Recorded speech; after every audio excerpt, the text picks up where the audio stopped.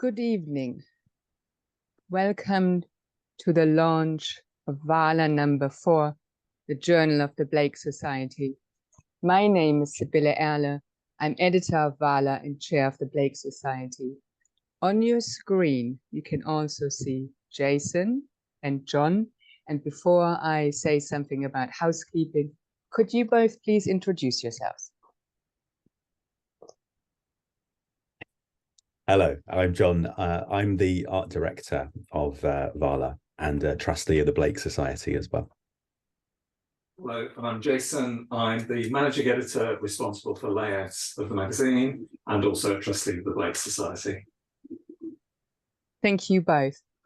So tonight is going to be in 4 parts. We will first have a conversation between the editorial team, followed by 3 presentations by 3 contributors to Vala and 3 Q&As.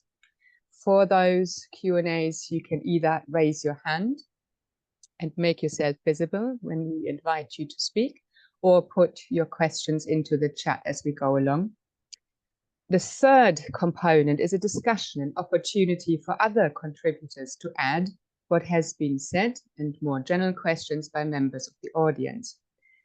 Then we'll have a short comfort break, and this is an opportunity to see some of the pages of Vala and also to return with a beverage of your choice so that we can toast Blake and wish him a happy birthday, because after the break, there are going to be announcements about future events and toasts. So, what I enjoy most about the making of Vala is that I always learn something new about where Blake applies or is relevant. I cherish the conversations, if you can call it that we had over email, and I loved our monthly Zoom meetings. These were conversations about a difficult topic, war and peace, and a difficult year. During the last few months, I have found myself switching off the news in my car and on my way to work. It was simply too much. Part of me has been hiding inside Vala in the last few months. When I read a proven article, I tend to lose connections to its ideas and argument. However, imagine my delight when reading like a reader and catching one of the many nuggets that this Vala has to offer. I'm talking about quotations from Blake, of course, that jump out and off the page, but often it was a particular expression or turn of phrase used by one of our contributors that stopped me in my proofreading tracks. These moments I cherish as well because, to paraphrase Tim Heath, the previous chair of the Blake Society who stepped down earlier this year, these moments made me think something I never thought before. While working on this Vala, it was difficult for me to hold on to the tentative but determined optimism that was looming, raising its head time and again in the articles I was reading.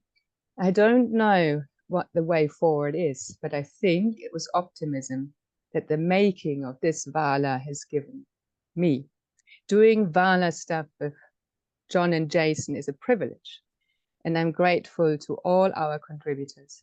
I don't know how we should go about what we need to do, but I think from now on, this Vala can do some of the work for us. And talking of work, we've been working very closely together, and I'm now inviting Jason, John, Jason to say something about the work they've done. You've mostly communicated with me, but we've always been in close conversation about everything that we do. I'm going to defer to you this time, Jason. You go first. You realise, just for the audience, I'm keeping the mic on mute for most of the time because, as always, I'm joined by a fat sleeping dog who just produces considerable noise in the background. But this is Max, and Max is very pleased to be here as well tonight.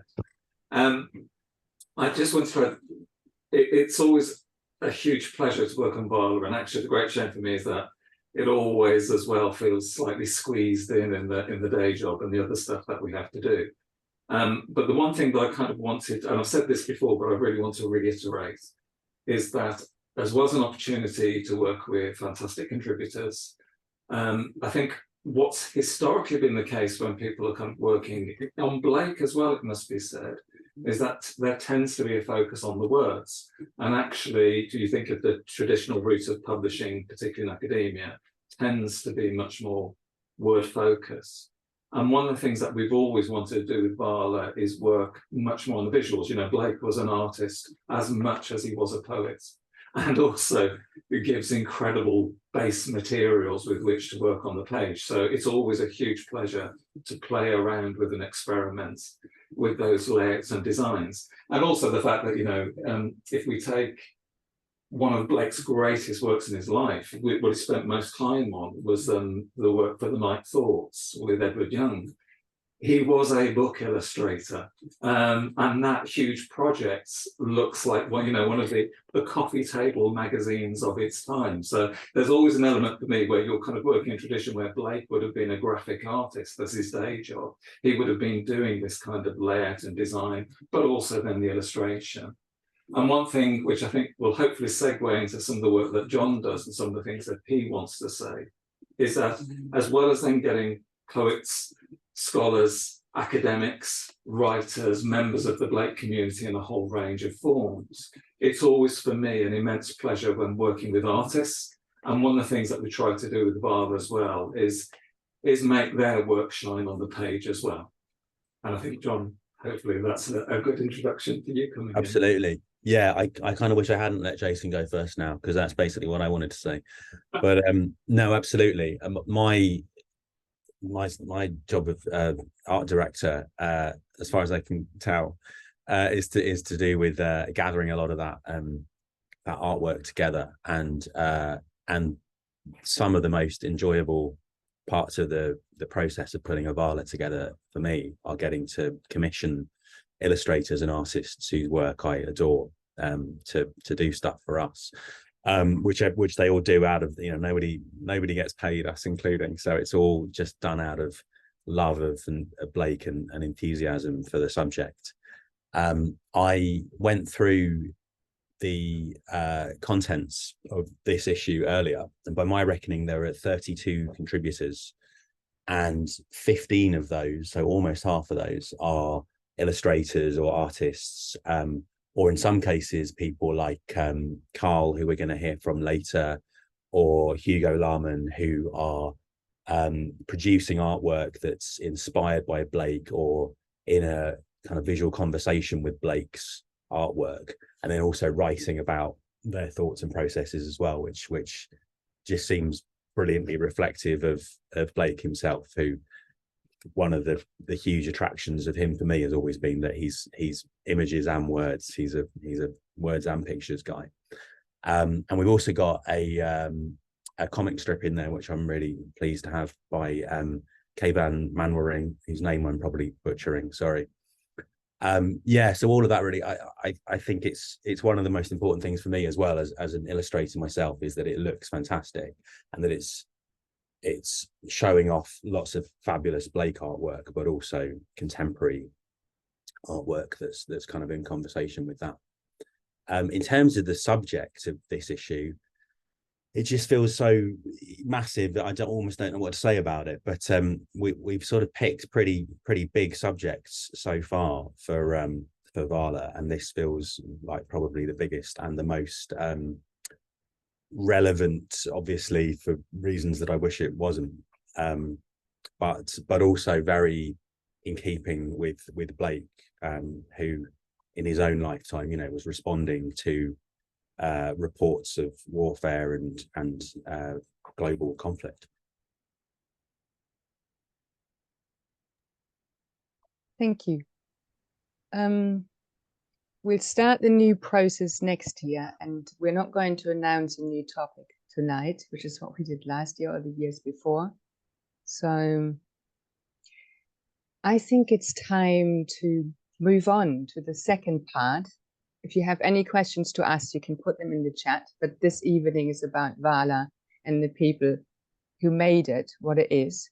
So can I suggest that we swap round and that we have Rumyana, David and Carl join us, And then I'll introduce our speakers. Ah, there they are. Here we go. Okay, brilliant. So it was very hard to pick them. And this is one part of the evening. There's an opportunity for everybody else who's in the room to contribute in the third part. But without further ado, thank you so much for being here and talking to us. I'm going to read the biographies very quickly, and then we'll start with Rumyana Hristova, who is an independent researcher. Her research focuses on Blake and the Gnostic tradition, and she is editorial assistant for Vala. Next up is going to be David Worrall, who is emeritus professor of English at Nottingham Trent University. His book, William Blake's Visions, Art, Hallucination, Synesthesia, will be published soon by Palgrave Macmillan. And then finally, we have Karl Gopalkrishnan, aka Gopal, who is an independent visual artist based in Australia, exploring cultural narratives and war and conflict. So someone from the US, someone from the UK, as well as someone from Australia. Thank you. We will start with Rumyana. And if you have questions while she's talking, put them in the chat. I'll keep an eye on it, but we'll have her presentation first and then a short Q&A before we move over.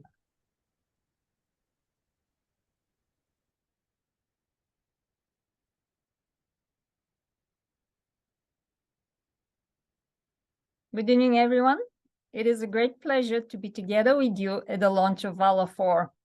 First and foremost, I would like to express my gratitude to the people without whose support I would not be here today. Professor David Worrall was the first scholar who recognized the value of my research project and encouraged me to pursue a doctoral degree. Soon after that, I joined a group of his PhD students, which gave a jump start to my research work. One of the students in that group, now a distinguished Blake scholar, was Kerry Davis. I hope he's here with us tonight. My immense gratitude goes to Kerry for his unwavering, continuous support and generosity. The next incredible person and scholar who I met at a critical moment in my life was Professor Jeffrey Skoblo. A huge thank you for all the help and encouragement he provided in the next stage of my research journey. Last but not least, my immeasurable gratitude goes to my Bulgarian dearest friends and mentors, Stefan Hinkov and Svetlana Angelova, who motivated me to begin my research. They provided the initial divine spark and were and continue to be by my side in everything I do. And thank you to Sibylle, who invited me to help her with the editorial work for Vala 4, which I enjoyed immensely. We've made a really good team with her. So now, how I wrote my article for Vala 4. Can I have my slide, please?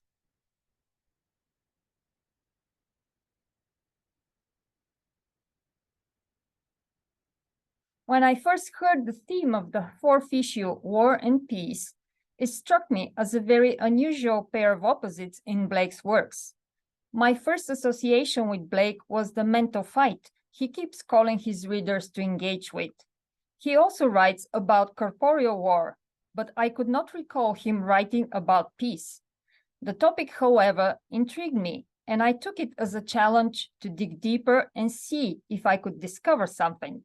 The first thing I did was to find out where the poet uses the word peace. And yes, I was right. There are only 2 or 3 instances in his entire corpus where he uses peace. The next thing I did was to look up Foster Damon's A Blake Dictionary. There was no paragraph in it dedicated to peace. This only increased my interest. Why didn't Blake write about peace? There must be a reason for this. Or perhaps he's writing about something else, and perhaps there are other concepts at a deeper level of meaning underlining the concepts of war and peace which stand on the surface.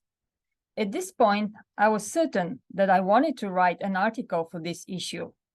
I had in mind a few of Blake's paintings, but I also wanted to find textual passages which would correspond to the paintings and would be fitting for the topic. I decided to explore Jerusalem for two reasons. First, since this is Blake's longest and most complex poem, I thought I will probably find something there. Second, this is the poem I had explored very little up to that moment. So I became really curious, and the poem did not disappoint me. On the contrary, it really inspired me. The whole process felt like a treasure hunt where I found a lot of nuggets of pure gold. And at the same time, I had the feeling that I was only scratching the surface. The research process is just endless. However, I found the answer to my question, why Blake does not write about peace. Instead of peace, he writes about the divine vision, which was bestowed to him by the Savior, a vision of compassion, universal love, and brotherhood bestowed to him by the people, by his Savior. And Blake felt it as a huge responsibility, not only to convey this vision to his readers, but also to inspire them to take it as their own vision and apply it in their daily lives. Therefore, the external peace would be the natural result for us, Blake's readers, if we are able to feel and live with his vision, not just to comprehend it with our reason, which oftentimes leads us astray and alienates us from the people and the world around us. The cure for such alienation, prescribed by Blake, is the constant mental fight, like a critical daily inventory of our thoughts, attitudes, emotions, motivations, and interactions with others. In fact, if we unpack the concept of war, we shall find that it involves emotion, movement, process, and active aspect. Thus, in the most general sense, war and peace, the active and the passive aspects, appear to be a quintessential binary in the structure of the world. But they are not static. They constantly interact and transform each other. Such a process is clearly depicted in Blake's watercolor, Christ Tempted by Satan, which you can see on this slide. Furthermore, not only has Blake revealed to us his divine vision, but he has also provided us with a method by which we can experience and sustain that vision for ourselves. This is what the poet calls a double vision, which he describes in a letter to his patron Thomas Butts. This insight was another aha moment for me. At this point, I also realized that I had not seen an illustration for that description, neither drawn by Blake nor by another artist. It seemed to me that this would be a relevant illustration to add to my article. Thus, I reached out to a very good friend of mine. Her name is Emanuela Kovac. She is one of the most distinguished contemporary Bulgarian graphic artists, and asked her to illustrate Blake's double vision for my article. And this is the second illustration you can see on this slide. A huge thank you goes to my dear friend. The hope of the Vala team is that this new issue will inspire you to discover or rediscover Blake, and the process will bring you new joy, a desire to explore more and more of his works, so that you also experience your eureka moments. Thank you.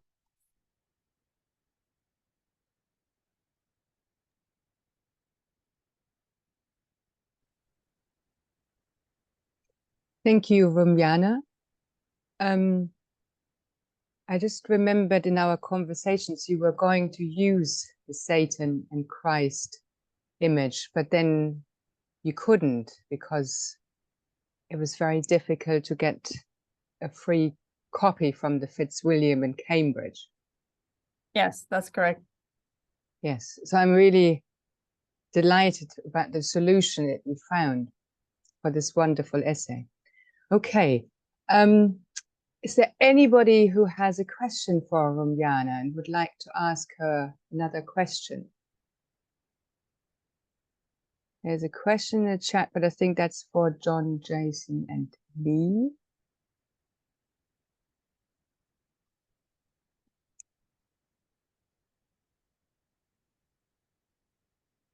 So I'm just waiting. Oh, John, I can see John's hand raised. So if you make yourself visible, John, and join us. Hi there. Thanks for that, Rumyana.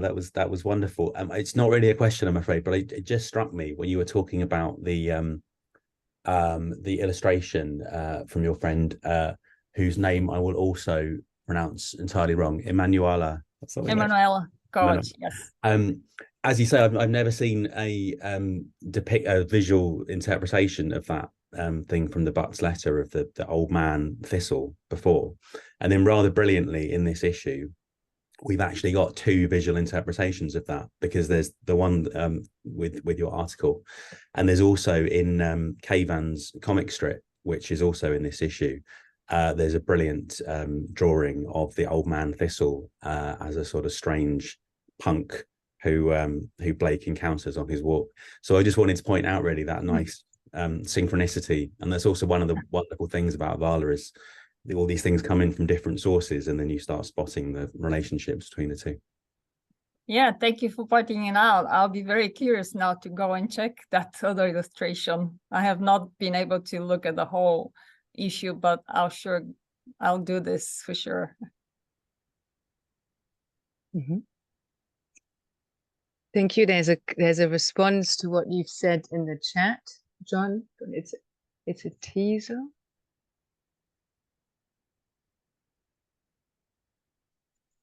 Teasel's a type of flower, a plant, yes, rather than a thistle. It's a teasel. Okay. Thank you. I didn't know what that was.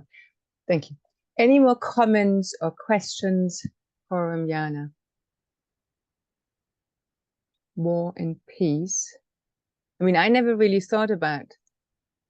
Okay, we have a comment from David. David, do you want to show yourself and ask your question, or I can read it out?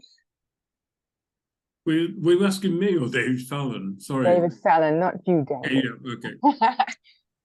I'll read it out, but make yourself visible. Oh, there he is. Hello, make myself known. Sorry, it's a long time since I've used Zoom, so I was floundering around looking for it. So yeah, I thought it was a really good point. Just, you know, a nice kind of, often the most interesting things to say about Blake are kind of seem obvious, and yet nobody's kind of noted them. And yeah, peace for someone who's so sort of passionately kind of anti-war in many respects, it doesn't come up much. And I wonder whether it's because of that, what you were saying, that emphasis on passivity almost in peace, that actually his sort of highest aspirations are all in activity and energy. Because it's probably read enough Blake recently, but I can recall one of the illustrations, the Milton's Nativity Ode is the kind of Night of Peace, and it's this strange thing. At one level, it seems like a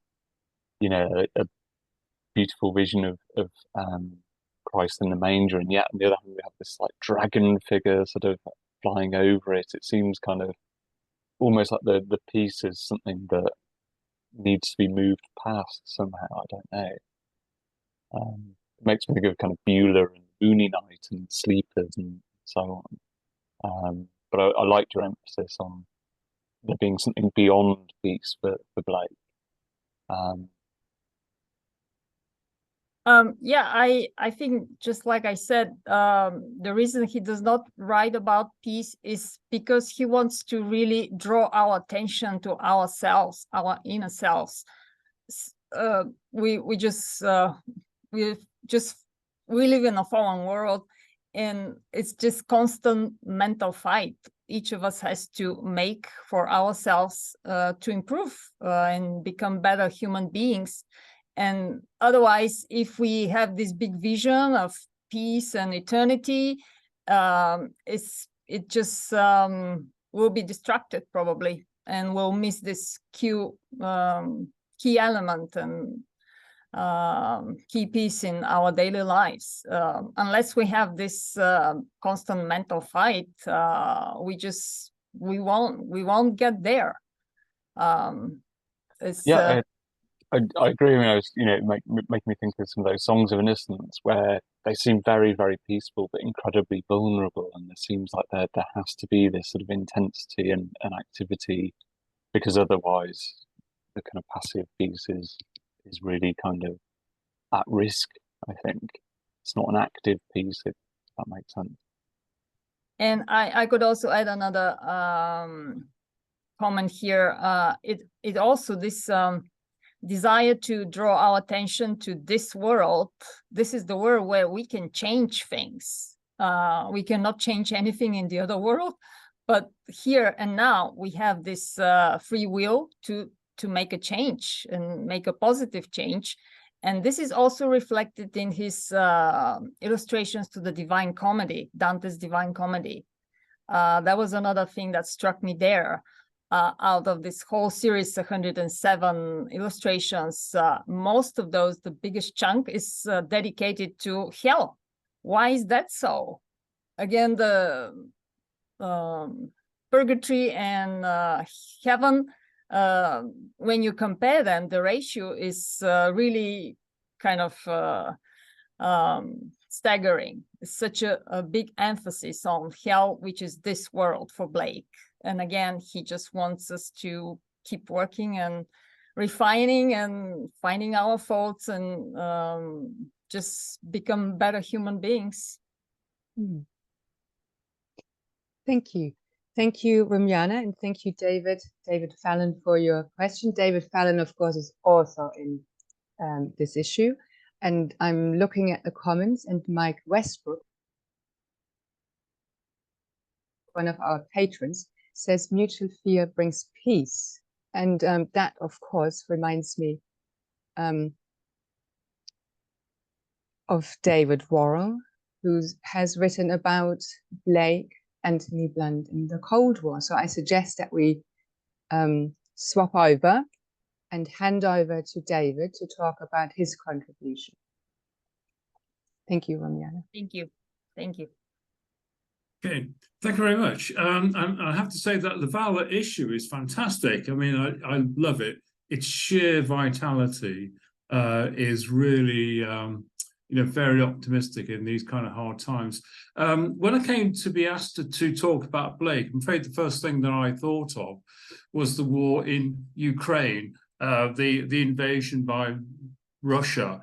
And in fact, for the first time in my life, and my life is quite a long life, what we're in is a new stage. And what it is, what is different about all the wars that I can think of during my lifetime is that the previous ones have been optional wars.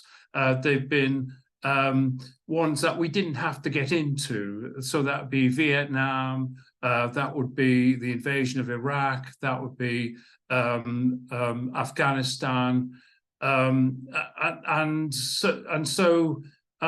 but now when the Russian news agency came and the Russian foreign minister comes on and says that they're not going to invade Russia, and then they do so the very next day, this is really what I would call a non-elective war, and a non-elective war. It's a war that hasn't been chosen by the people of Ukraine. And I'm scared, I suppose, by the proximity of it. So if you take a country like Finland, it has a long border with Russia. On one side of the border, the barbed wire, if you like, you can spend the ruble. On the other side of the barbed wire, you spend the euro.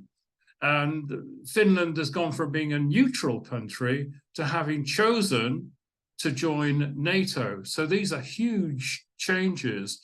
And I'm very worried by things like there's some missiles that were fired by Russia, and they hit a town called Ismail, which is in this southeastern part of Ukraine on the Danube. On the other side of the Danube is Romania, which is a NATO country and an EU country as well. So one of those missiles just has to kind of overshoot, hits a flock of birds or whatever. And so that's with this kind of somber note. And then I turned then to the Blake, the ones that I thought, the pictures I thought of were the spiritual form of Pitt and the spiritual form of Nelson. And something that in the essay that I kind of mischievously do is to say, well, if you change the heads and put in Putin's head, you know, suddenly the picture makes a new kind of sense, because it's not the individual, as Blake says, the individual just states, and Putin is the latest state. It's what's going on in the painting, and then that kind of hits home, and that caused me then to think about how we can get things wholly wrong in our political views. And you may think that some of the views that I'm espousing now, or my analysis, is wrong, and you know that's entirely up to you. So I then thought about Anthony Blunt, and Anthony Blunt, it's actually the first conference paper I ever did was on Blunt and Blake, and with the same title, Spying for Blake. And I never wrote it up because, in fact, there wasn't enough information about him now. But because now archives have been unlocked and we know more about Blunt, he was a Soviet spy during World War II. He gave nearly 1,500 top secret papers to the Soviets, who were our allies then, but Blunt started to spy for that. And Blunt was the foremost art historian in Britain in that post-war period.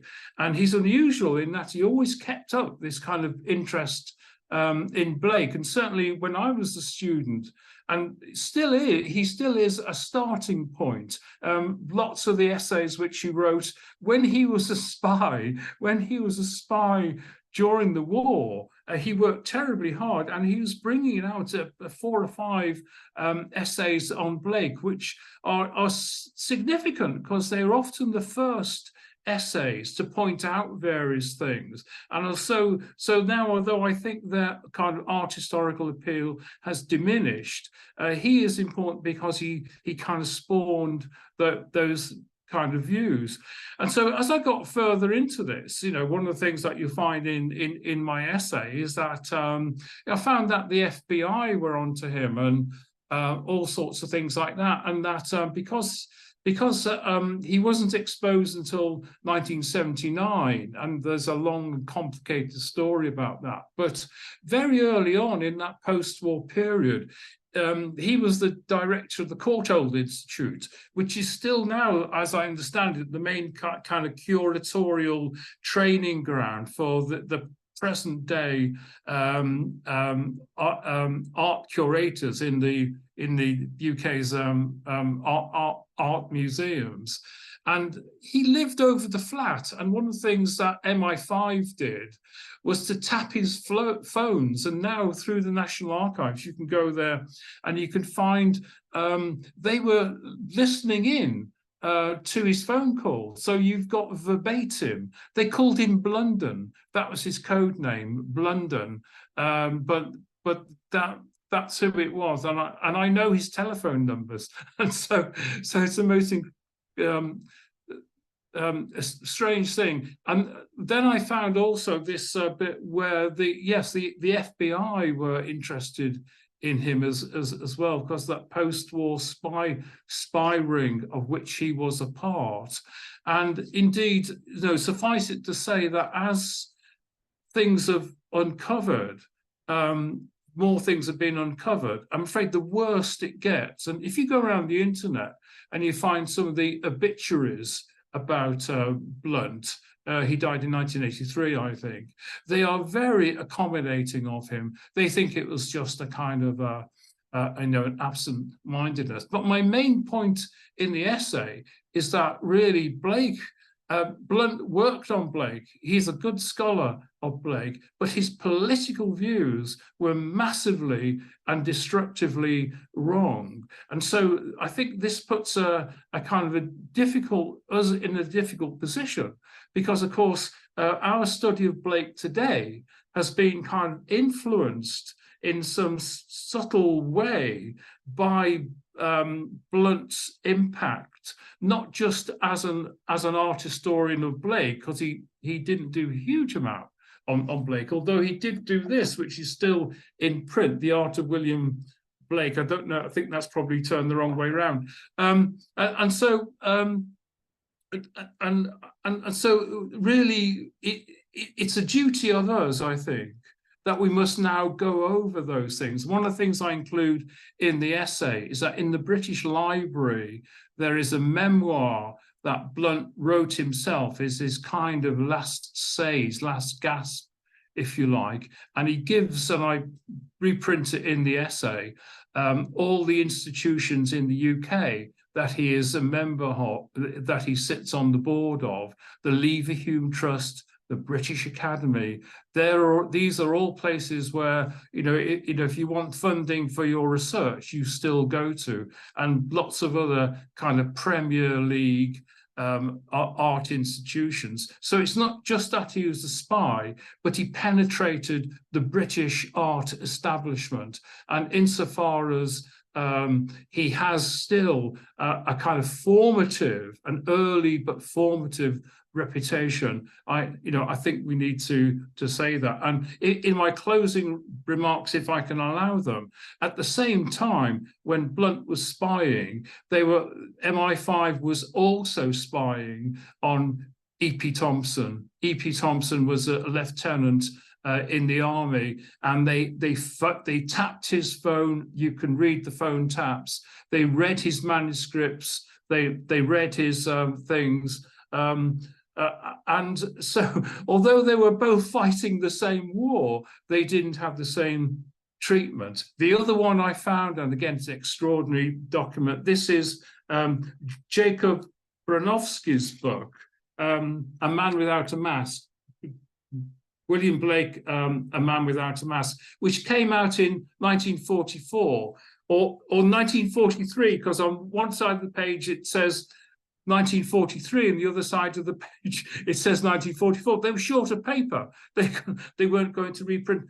Bronowski was under surveillance as well. He was a university lecturer in Hull. He went on to do important things about incendiarism. He was a chemist.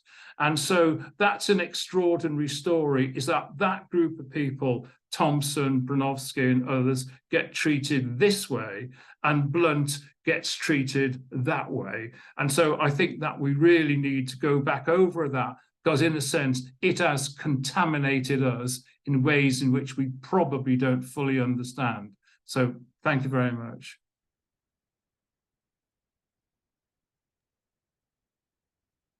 Thank you, David. And it's absolutely great to finally see this amazing story. These are some of the comments in the chat in print, because yes, you've been telling us about these strange connections. And I really like your warning, or note of warning, that we have to rethink how we've been engaging with Blake. I can see that Simon Clark has raised his hand, and then Andy Wilson in the chat as well, maybe. Let's start with Simon. Can you make yourself? Yeah, hi. Mm-hmm. Hi, David. Thank you very much for your talk. I really enjoyed it. Of course, we need to remember that Blake was frequently involved with the authorities himself. He was in danger of being arrested one time when he was out on a sketching expedition up the Thames. When he was in Felpham, of course, he was described, he was obviously under close scrutiny by the authorities, because he was described as a military painter at one time. Yeah. When they misheard that he was actually a miniature painter at the time, a painter of miniatures. So he ended up in the dock, and of course was tried at Chichester Assizes. And that brings me back to Jerusalem, because it seems to me that in this poem, where he focuses on the concept of Jerusalem being the city of peace and trying to restore a link with fourfold London, in this poem, he is working towards a new appreciation of fellowship. He's talking about heart in heart, heart and heart, and hand in hand, through mutual understanding, moving towards Jerusalem, this concept of spiritual freedom.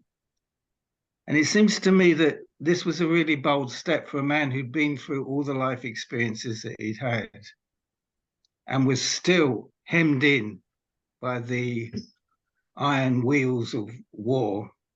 And, you know, he talks in Jerusalem about watching unwilling recruits being led away through London streets to fight their version of Putin, Napoleon, who'd let everybody down, turning into a populist. And so he is part of this conundrum that we have when we discuss this idea of, you know, whose side are you on, or whatever. And I just think it's fascinating, and I'm very pleased to have heard your contribution. It's nice to see you again, David, after Yeah, you, Simon.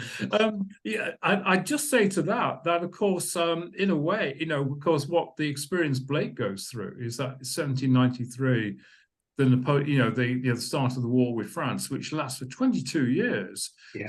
Most of his kind of mature adult life, you know, he's already written songs of innocence and experience, songs of innocence, marriage of heaven and hell, formative things like that. And then it carries on. And, you know, as I point out in the essay, Nelson and Pitt die years before the end of the war. And yeah. it just kind of carries on. And so Blake, like Wordsworth and Coleridge, was really also, I guess, called on to position himself. You know, what was he going to do during that? And it seems to me that this is now suddenly and unexpectedly a kind of a call for our own times. And I don't think it's, unfortunately, that, you know, this is my personal view, that it's not sufficient to just say peace, because peace, you know, is not what is, unfortunately, you know, it's not the answer to the problems, if you like. But anyway, that's why. Well, I just feel that, and I've forgotten those things you mentioned, you know, about the spy incident. Yes. Yeah. Thank you. And also, he, as I say, he is just laying down a challenge to us all, isn't he? In what we call the poem that everybody knows as Jerusalem. He's saying, well, you know, we've all got to take part in this. And he starts by saying what he's going to do. Then he says, we must work together if we're going to have this city of peace, this state of Jerusalem, in our hearts and in our actions. It's a battle. Mm-hmm. Thanks anyway, and a great edition of Vala. Well done, everybody. Cheers. Thank you. There's more comments in the chat on peace by Roger Whitson, and David Fallon has put something else. Does anybody else want to ask a question? Raise their hand. Okay, that's John Dobson. And we can't hear you. You need to unmute yourself. I've been reading Blake for some 60 years. I have some experience in the history of ideas, the story of English art, English cultural history, English poetry, all those sorts of things. It is not clear to me, reading Vala, which I enjoy, who your intended audience is, or readership. Who is your intended readership, apart from people like myself who have an interest in cultural history, in poetry, in art, and all these other things simultaneously? What audience do you have in mind? Or what readership do you have in mind? I think this is an important question, John. I'm making a note of it, and we'll take that to the discussion, because I'm just looking for questions for David Worrall at the moment. I've made a note of it, and we'll talk about it during the next part, which is discussion. I'm sorry if I presented it at the wrong point in the wrong procedure. Sorry. No, it's important. Perhaps you'd like to come back to that at an Yes, appropriate time. yes, we will. Thank you very much. So I'm just scrolling down. Anybody else a question for David? I think there's Franca. Yes, yes. Franca, please. To activate the mic and okay, I'm trying to activate my camera, but it doesn't seem to work. I can hear you. I can hear you. Okay, hang on a second. There you are. Oh, hang on a second. Maybe I need to. Oh, yeah, finally. All right. Good evening, everybody. Good evening, David, Sibylle, Jason, and John. Good to see you all again. And it's not so much, a question as a comment, because I was very struck during your talk. The number of times you mentioned the word contaminated. We've been contaminated, perhaps by Blunt's vision. We've been contaminated by, this legacy of, art history written by, a certain person in the establishment. And again, of course, this idea of being contaminated brings back, of course, the notion of pestilence, which is also an image, that is very present in Blake. So this notion again of contamination itself, we are reminded, I find, in Blake over and over that indeed, war is also subliminal, basically. It's not just, the clanking of weapons, of, sort of guns, etc., iron, the sounds of, iron in battle. But what I find, again, very topical in Blake, and it resonates, again, your talk resonates with that and reminds us of that, is that Blake is, of course, very strong also on the idea of warfare as something that is pernicious. There's direct warfare, but there's also the pernicious warfare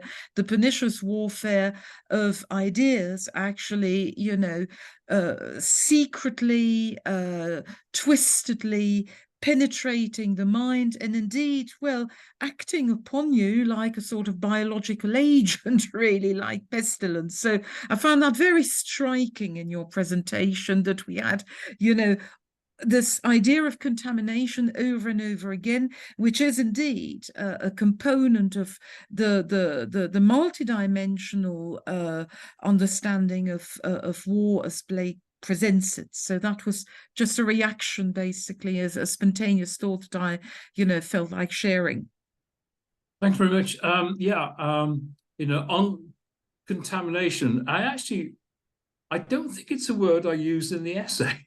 I used it only for the purposes of the talk, because I knew it would make my point in the small amount of time that I've got. But I didn't want to make it too abstract, in the sense, war of ideas. I know, yes, this is one of the things that is important in Blake's thought. The contras, etc. So it is that kind of perpetual, almost warfare or dialogue, really.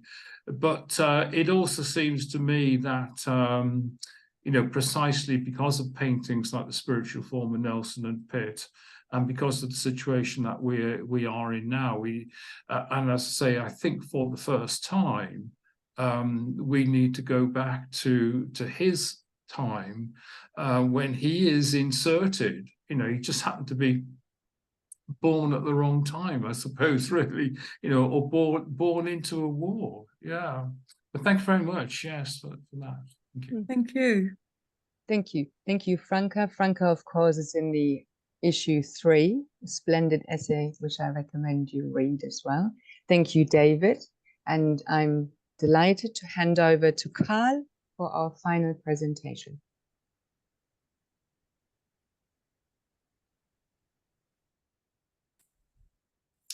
Oh, am I on? Thanks. Thanks so much, Sibylle. It's really good to be here. My essay, Ian, if you want to run the slides, Ian? Thanks. My Vala essay is called A Field Manual for a Lost Soldier, William Blake's The Marriage of Heaven and Hell as a Course in Complexity.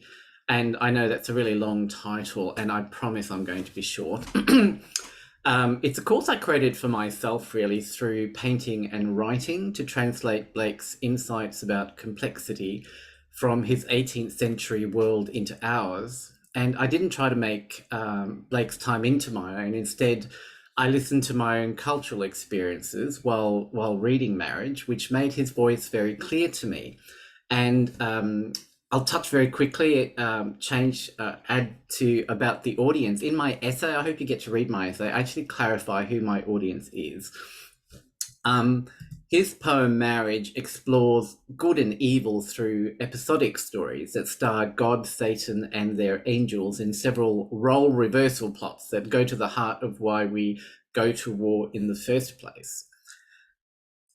The hotspots of today echo our violent past, and William Blake was no stranger to global turmoil. He witnessed the French Revolution, America's War of Independence, and the Napoleonic Wars. So, of course, Blake has lessons for us in 2023.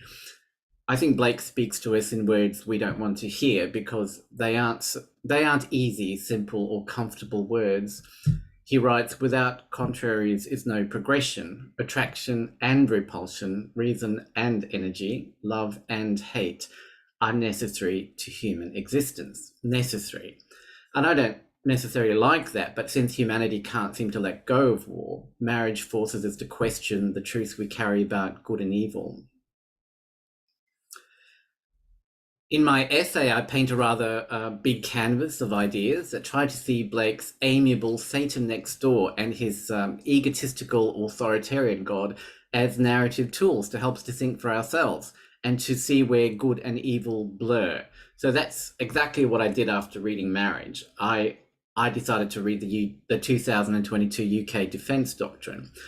I reflected on how William Blake is a war artist for our mental and spiritual fights, especially as AI attacks what is real for us. I explored how Blake's war art has metaphors for our own accidental wars. In fact, his poetry acts as a guardrail to help us realize how our technologies are actually less powerful than our old superpowers, which we've forgotten how to use. I ask if our military needs reminding that pushing their imagination should feel uncomfortable, even though they hate that. I especially question if their concept of mission command is really a creative space or just another way to let loose the dogs of war without evidence up the chain of command. Really, I discovered that Marriage is a great supplementary text to any defense doctrine which confuses technologies to kill for creativity. And finally, I note that for artists, poets, and certainly Blake himself, working with God and Satan on a regular basis is just another day at the office. So what does a weird day at the office look like for me? Well, I would read Blake's poem, as I talk about in my essay, and then I read the UK Defence Doctrine. So the point was to try to become the key from my paintings, to unlock Blake's subconscious messages to me through my culture.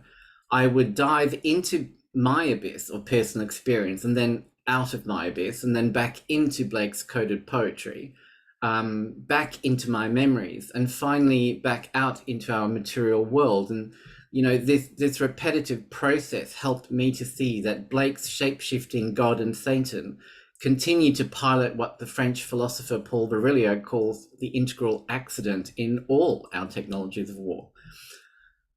So now, applying that same process to my art, here are 3 of my 4 paintings which accompany my text: Red Pill, Blue Pill, Angel, Devil, Batgirl, and Wrong Way, Go Back. And they were triggered by quotes from Marriage. Which then triggered my memories of old movies, songs, even TV episodes. And you can add your own life experiences here. In fact, that's the whole point. And again, this will echo back to who is my audience, which we can talk about in questions. Wrong Way Go Back was triggered by the sentence, "The crooked roads without improvement are roads of genius." In Blake's poem, God and Satan change places. And I think he shapeshifts good and evil not through indecision, but to shatter our sense of moral certainty. His Satan Next Door is so amiable. He reminds us that creative solutions don't always look straight or conventional, and nor does good and evil.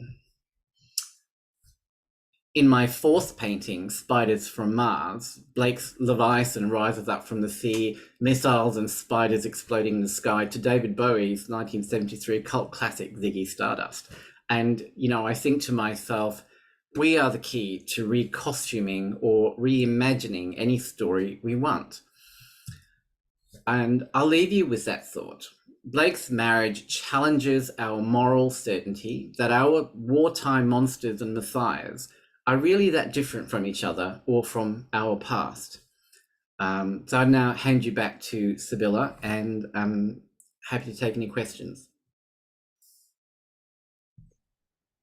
Thank you, Carl. It was wonderful seeing you create those paintings and find those words. So I'd like to open up to the Q&A, the questions. That anyone in the room who has questions? You already responded to John Dobson's questions. Who did you write for? Who's your intended audience? Hang on, there's more comments coming in. I'm just looking at them.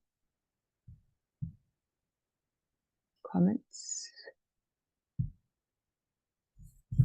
Okay, there's a lot of praise and detailed responses. Is there anyone who wants to ask Carl a question? Because you said you did this for yourself. Well, I did it for my, you know, I did this idea of the course for myself. But you know, when I said that, you know, the audience, and I say that in my essay, you know, who's it for? And I say, well, it's for, I guess, everyone who's feeling a bit lost in complexity, but definitely, actually, when I began the whole process, I think I talked to you and I said I had this mythical corporal in mind, you know, and then I thought, well, it's really the corporal in all of us, really. And if you know people in the military, and I've met a lot of people, and, you know, they always feel a little bit stuck in the ranks, you know, up, below. I think a lot of my audience is people who because I don't mix necessarily a lot with people who read William Blake. So for me, it's just, you know, other artists, it's ordinary people, it's people from perhaps communities who wouldn't culturally connect with British culture. I live in the Asia Pacific, so this is not England here. So I'm trying to communicate outside of the literary community. I'm trying to communicate outside of Britishness to a different part of the world, and so for me the visual's really important. It's always something that's crossed into different cultures, but also the language. I've tried to make it, you know, about ideas. And with the War and Peace, of course, I had this desire to make people also look at the kind of philosophical documents which guide war, because we talk a lot about war and then online, but actually there's some really strong documents that every military uses, and it's their philosophical guide. So that's why that was my audience. Mm-hmm. Thank you. I can see that Jason has raised his hand. Jason, can you come back? And then there's also... So I loved working on your piece, Carl. I'm so sorry that you didn't hear so much of the last minutes because I was just plowing through stuff. I think War, Peace and William Blake makes complete sense. Tell us more about Ziggy. Why Ziggy? Because I'm a massive fan of David Bowie as well. So it's just an opportunity for you to say a little bit more about the connection with Ziggy Stardust. Well, again, every time I talk to you, I feel like I'm talking about an expert with everything. Look, my understanding, I expect it's yours too, is, you know, he created Ziggy Stardust is also this sort of like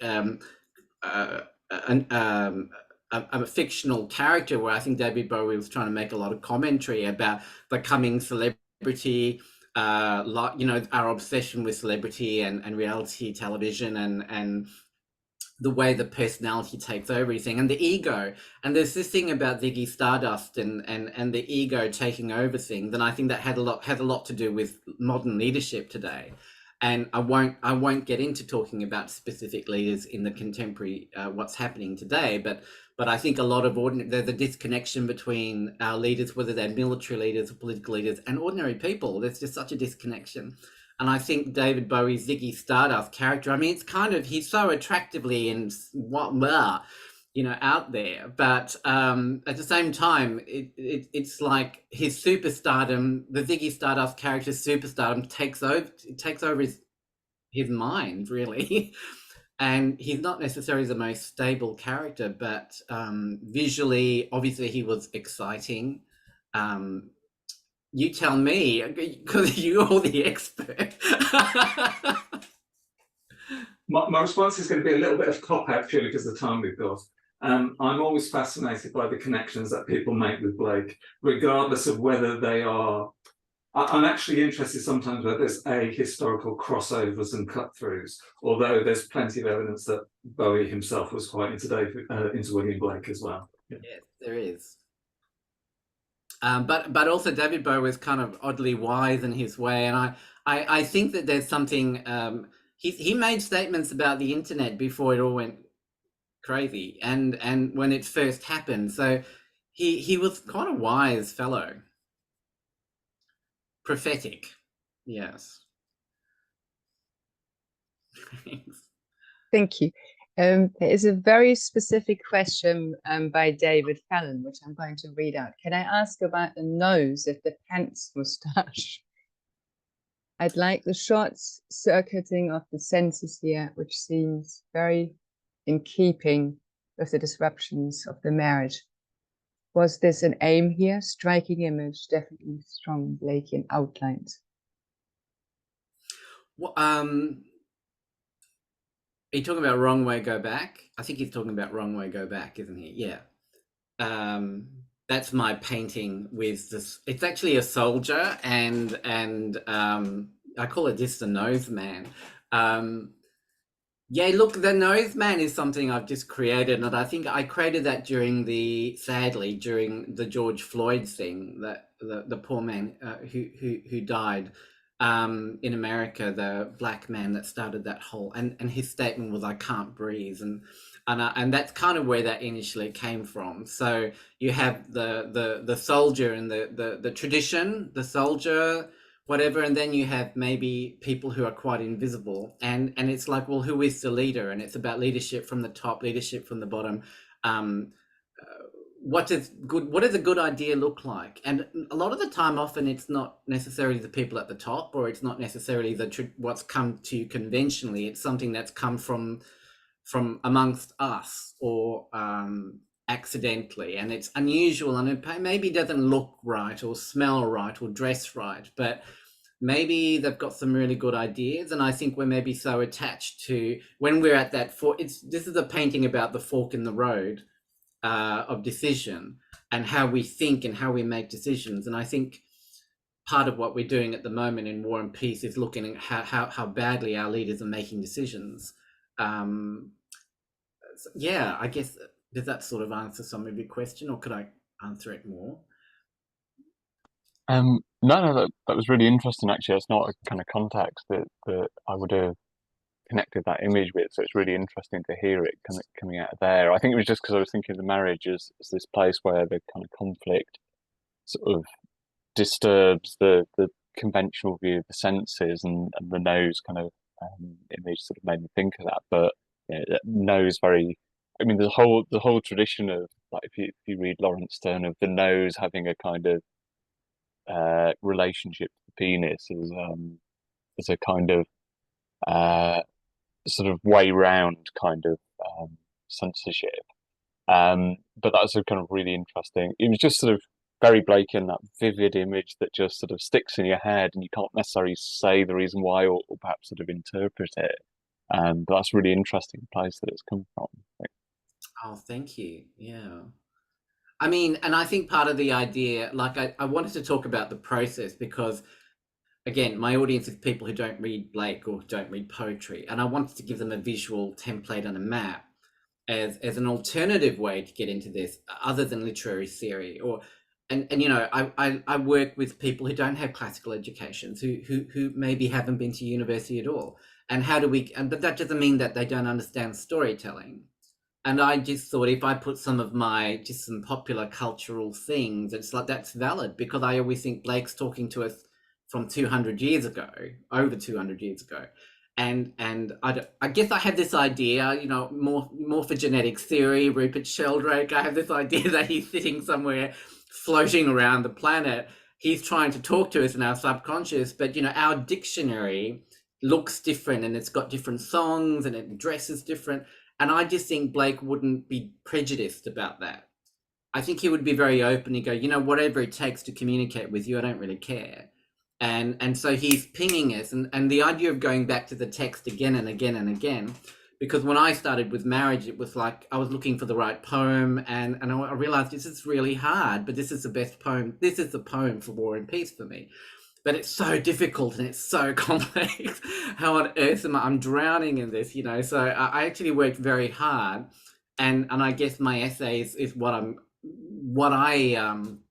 the things that it pointed me to read and think, and the kind of language that made sense to me. Yeah. Thank you very much, David and Carl. Aware of the time, I would like to move into the discussion part and so if the speakers can return and to the screen, and maybe John and Jason as well, because I would like to start the discussion, this is before the break, with John Dobson's question, the intended audience. So, and other people who contributed to Vala, of course, as well. Join us on the screen if you wish. Who did you write for? So that's John, my paraphrase of John Dobson's question. So that's what I put to the contributors. And then there was another question by Stacey Withers in the chat that I found. If I overlooked anyone, just show yourself or raise your hand.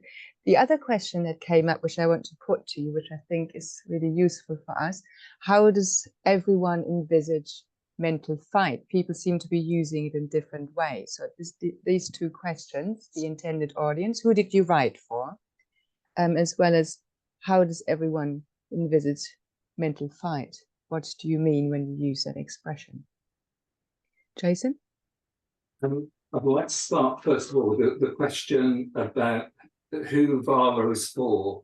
And to begin with, my answer is going to be slightly glib, but it's also very true. The audience for Vala starts off with the people who want to contribute to Vala. I mean, literally with no content, we have no magazine, we have no publication for people. So there's an element whereby the Vala is literally shaped by the various contributors who come forward with both visual pieces and written pieces that will help to determine the shape of the readership. So the second, and again, it's a slightly glib response, but it's principal readership, I suppose, although it's not restricted this by any means, is the Blake Society, which encapsulates, you know, enthusiasts, academics, a whole host, a range of people, artists, writers. There's lots of creative people involved in the Blake Society. So, and I think one comment, and I'm speaking for Sibylle and John here, so I'm fully aware that they may just turn around and go, no, that's complete rubbish. But there's an element whereby whilst we have an important role to play in the shaping of Vala, you know, we make the final thing that then gets distributed. We are also I'm fully aware when I'm laying at people's pages that I am working with these materials that are provided with me. Unlike, for example, I mean, I worked as a magazine editor for many, many years, and sometimes you'd have razor sharp definitions of an audience. And ultimately that's marketing. That's what that is, it's marketing. The marketing for Vala, you know, at that level is the Blake Society. One of the joys of working for this, and it goes back to what John was saying earlier, you know, we're not doing this for money, believe it or not, folks, although we'll pass around the begging bowl later on. You know, we're not doing this because we're paid to do it. And that's why it's actually hard to answer that question, John, because it will always be shaped by the people who contributed.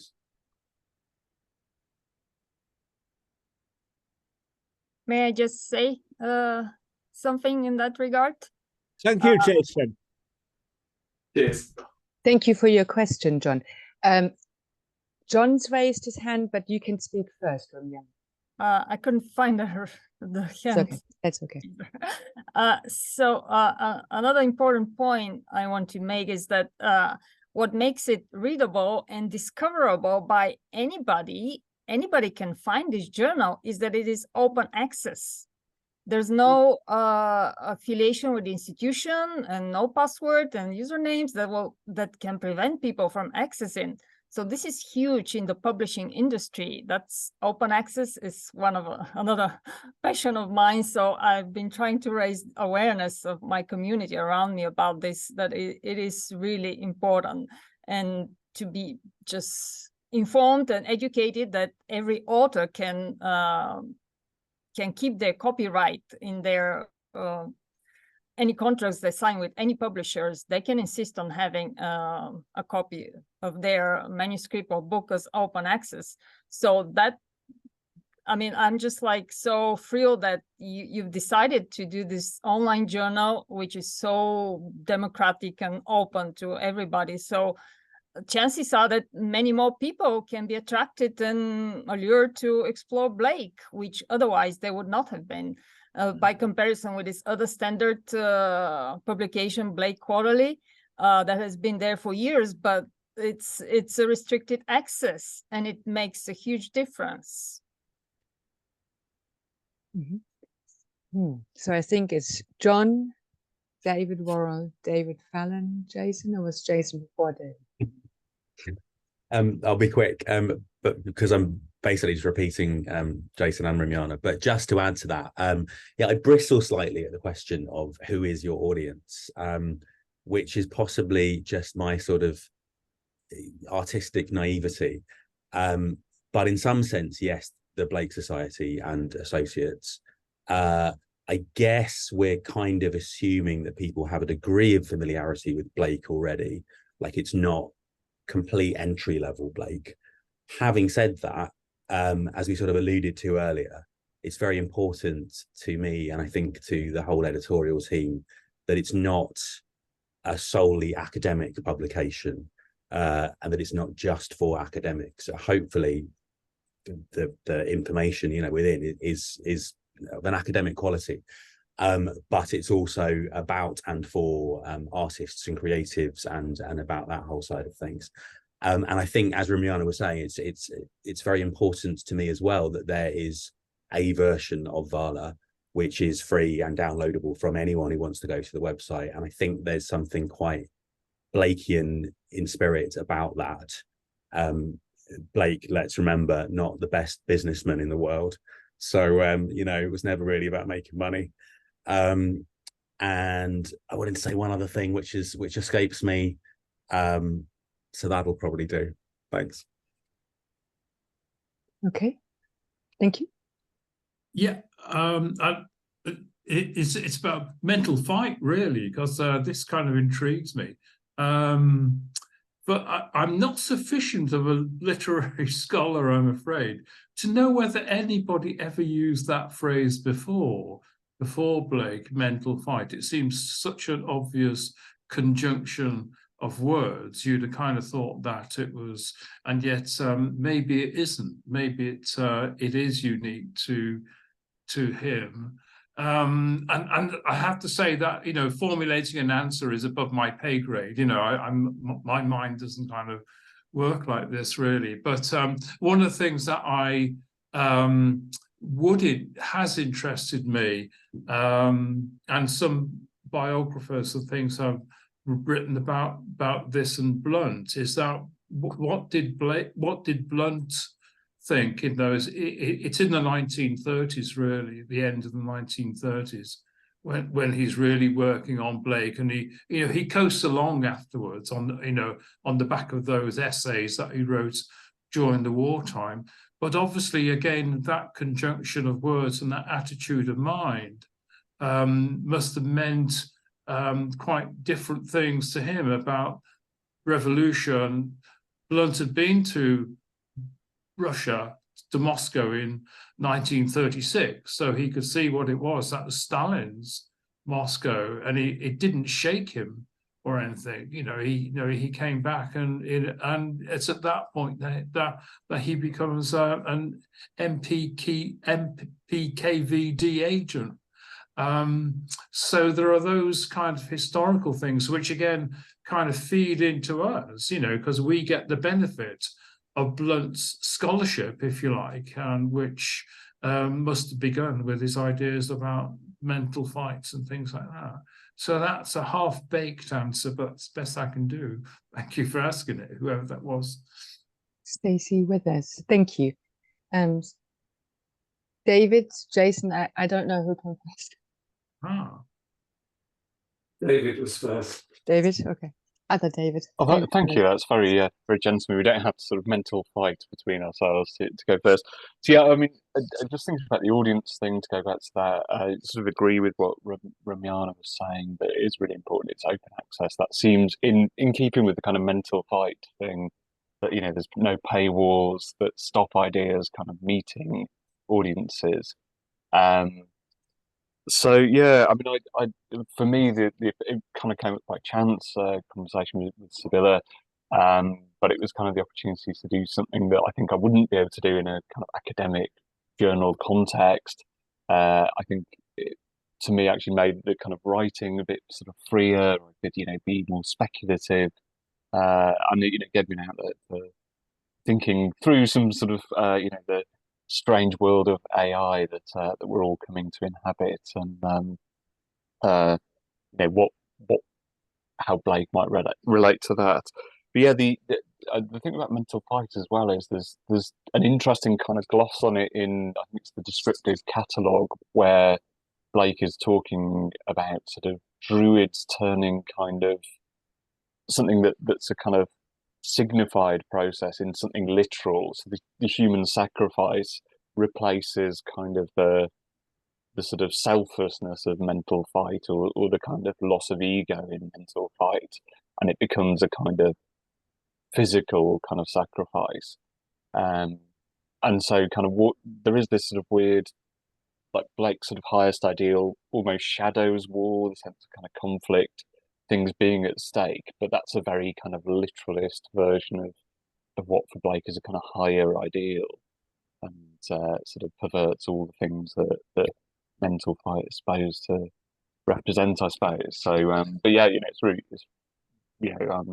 a really nice journal to sort of be involved in, and something that actually kind of feels like it's kind of speaking beyond the usual kind of academic audiences, which is a big appeal to me.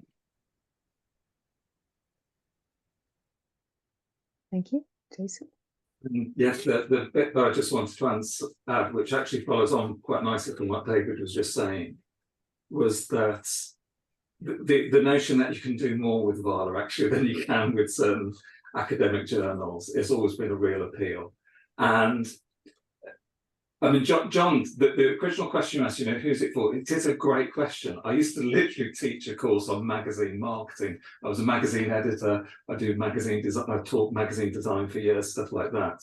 And I'm going to be so pretentious now, but when I'm laying it out, the models are things like early Vogue, Dada magazines. It's the whole influx of kind of mid-20th century prints. I know that the version that we've got at the moment is the online one, but it always gives me a huge pleasure to see the printed version as well. Because actually, I know Sibylle often describes Vala as a journal in a magazine format. For me, the magazine itself, the history of magazines is actually, the Gentleman's Magazine of the 18th century, Vogue in the early 20th century. Magazines are great formats. Just because most of the time we read them for trash doesn't detract from the fact that actually you can do incredible things with that kind of mix of visuals and verbal materials. That's one of the great things about doing a magazine. Mm-hmm. John? Oh, continue. I'm muted. I draw and read comics, so talk about a supposed trash medium, expressing great ideas. I'm all about that. Jason also reminded me of that. It was quite prosaic, but what I wanted to say as well was that it's very important that Vala is available primarily as this free download of ideas and concepts and all the rest of it for anyone who's interested in Blake. It is also lovely to do a printed version for members, which, if anyone's wondering who is a member, we are intending to do early in the new year. That was it. Thanks. Very important. Okay, final comment, maybe just a way of time, because we still have to toast William Blake. Carl? Oh yeah, I just wanted to, I didn't get the chance in my talk to just thank the editorial team and all the other speakers and how much I've enjoyed it. And I've actually read all the articles, well, not all of them, but I read the, I haven't read Jason's, which I've got to, but I did read our, the other talks. So it was a very interesting article. I just want to thank everyone for including me. Thank you. So thank you for your questions and the comments that we've had. Thank you to the presenters, to the contributors, to everyone who made this Vala possible. And I suggest that we have a short comfort break to get a beverage of our choosing, depending on where you are and what you have to do tomorrow. And then I'm going to hand over to Stephen, our secretary. Stephen, if you could show yourself as well. There he is. Stephen will lead on the toasts. And now, in keeping with the theme of the brilliant Vala 4, and to introduce the toasts, and the theme of Vala 4, war and peace, the woeful state of the world, sadly at the moment, thinking of three of my favorite lines, just three, from Blake's Europe. The deep of winter came, what time the secret child descended through the orient gates of the eternal day. War ceased, and all the troops like shadows fled to their abodes. If only. And of course, Rumyana was right. That isn't peace. War ceased. It's a ceasefire or a pause in the hostilities. Hopefully that will become something far more permanent. Blake pretty much has everything covered, I think, just about every subject that you can think of, and the whole area of the human psyche. So now, please charge your glasses with whatever comes to hand. I've got some very fine whiskey from Dublin, or feel free to mime if you don't have a glass. So William Blake, born 28th of November, 1757 in London, and has died several times since. And having died several times since, he's constantly reborn in his works, his paintings, his poems, his ideas. One who is very much delighted with being in good company. William was 196 years old yesterday, of course, and we'd like to toast his inspiration with the good company of our members and with all our friends who love William and Catherine Blake and all their works. So on this, a celebration of William Blake's birthday, I'd like to propose a toast to William and Catherine Blake.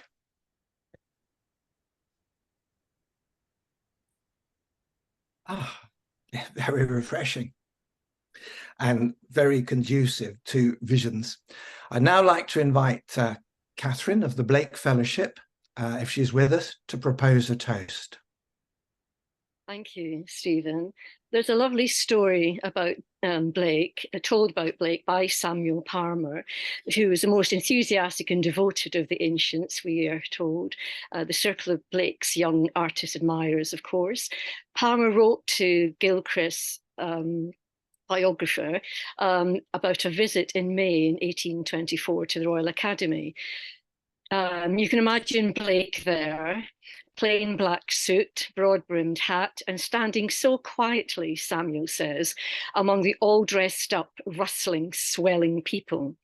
And Palmer thinking to himself, how little you know who's among you. And the ancients, we know, spoke in raptures of divine, about the divine Blake.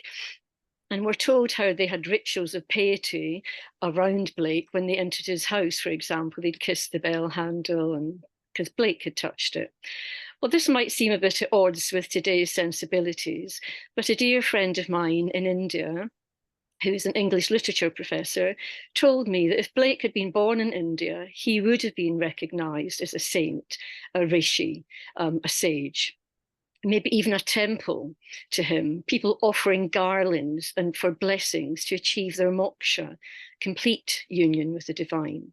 And Blake would be up there, he said, with the poet and seer Markandeya, whose verses are in the Puranas, mentioned in the Mahabharata, also Kabir, whose verses are found in the Guru Granth Sahib, or the art, and more than equal to the astounding images of the Indian Mughal Empire. So quite likely they would have prefixed Blake's names with Shri, Sanskrit word to address someone who is distinguished, respected, honourable, enlightened, self-actualized, and maybe even a J before that, meaning victory, to the divine principle in you and in all beings. So in that spirit, on this occasion of the launch of Vala to 2023, the birthday of our beloved saint, let's raise a glass and a toast. J. Sri William Blake, thank you for taking your birth among us.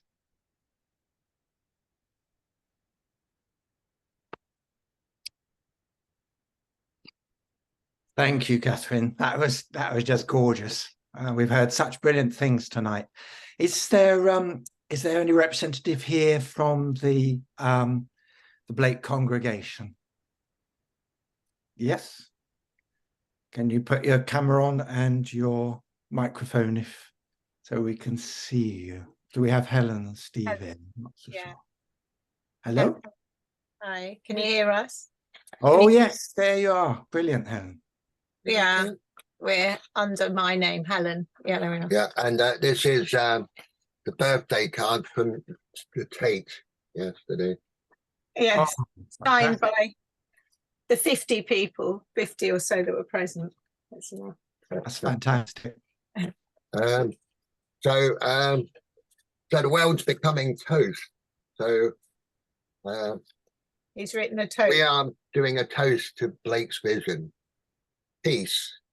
Anyone brooded over the rough rocks, groaning, they sprung vegetation. The barked oak, the long-limbed beech, the chestnut tree, the pine, the pear tree, mild, frowning walnut, sharp crabapple. The rough bark opens, twitting forth little beaks and wings. The nightingale, goldfinch, robin, lark, linnet, thrush. The goat leaping from the craggy cliff. The sheep waking on the mound. The corn rising from its green stalk, waving innumerable in the field, sheltering bright infants from the desolate wind of climate change. Tornadoes of war, ripping the roofs of houses, flooded, wildfires, burning through villages, all because our lackluster leaders hold the reins of power for the fossil fuel industry and armaments. Our gadgets won't save us, too little, too late.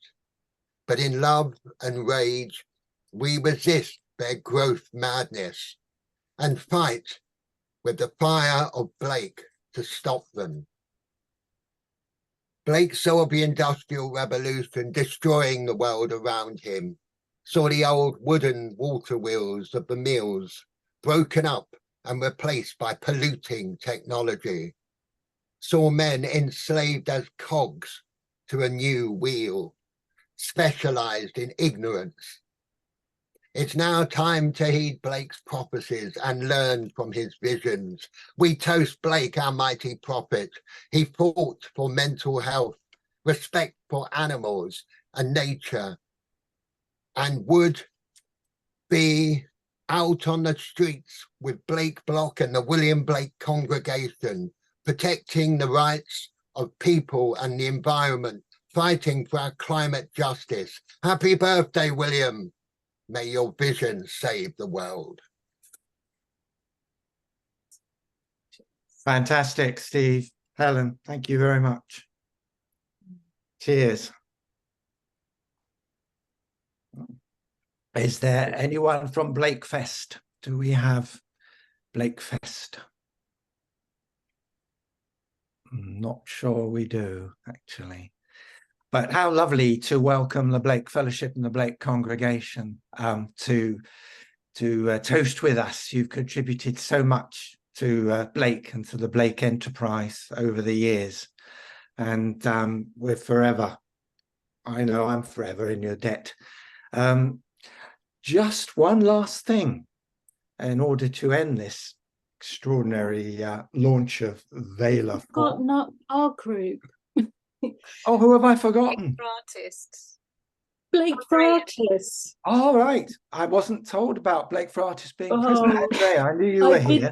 I made a card especially. On you come, Andrea. I'm so sorry. Thank you. Didn't tell me you were in the house. Oh. Hi there. Hello, is it? I'll just check it's It's over to you. You've been spotlighted. The floor is yours. Can you see it okay? Yeah. Can you read that okay? Joyful Blakean year. So the card for Blake's birthday, but also for us here. So this is really the beginning of the Blakean year. And the path of loss, that's a path of peace in the human heart. So Los, the archetypal artist, our Blake gave us Los and gave us Golganuza, and both are about finding peace. So Los is at the center of every individual and he creates Golganuza. So our toast is some words about peace, which are the bricks and materials of Golganuza. So I'll read those to you. The stones pity and the bricks well-wrought affections, enamelled with love and kindness, and the tiles engraven gold, labour of merciful hands, the beams and rafters of forgiveness, the mortar and cement of the work, tears of honesty, the nails and the screws and iron braces of well-wrought blandishments, and well-conceived words, firm-fitting, never forgotten, always comforting, the remembrance, the floors, humility, the ceilings, devotion, the hearths, thanksgiving. So the Blake for Artists group meet every week and we look online at Blake's illuminated works and now the notebooks. And when I drew this, I was trying to make it clear what happens when artists, we all know what happens, but it's really hard to put it into image, which is when we sense Golganuza. And I think that's often done through Los, the way the artist at the heart of us, the sun. Los creates the spiritual sun, which is then part of the heart. And so the toast really is for what Blake has given artists today, which is his path, where we can make the bridge between the spiritual city of Golganuza and the artist's life through time. He's like the start of a line that's going to carry on for a very long time. So, to peace. Thank you, Blake. To peace. Thank you, Andrea. That's fantastic. And yeah, that's very, very beautiful and fantastic artwork. Thank you so much. And thank you, everyone, for a fantastic event, a superb Vala launch. If you happen to have joined us tonight and you're not members of the Blake Society, or indeed one of the other wonderful Blake loving groups that we've gathered here together tonight, all together of us, then do consider joining us, and we'll join together and march forward in mental fight for the good of all. Thank you very much, everybody, and good night.